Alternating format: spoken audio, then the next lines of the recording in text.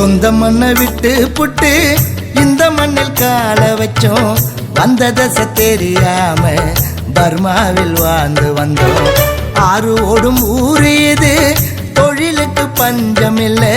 கஷ்டப்பட்டு சம்பாதிச்சோம், கை நிறைய காசு. இங்க அந்நிய மண்ணில அண்ணன் தம்பி போல் எல்லாருமே பழக. நாங்க பர்மிய மொழிய கத்துக்கின்னு அங்கேயும் தமிழில் பேச.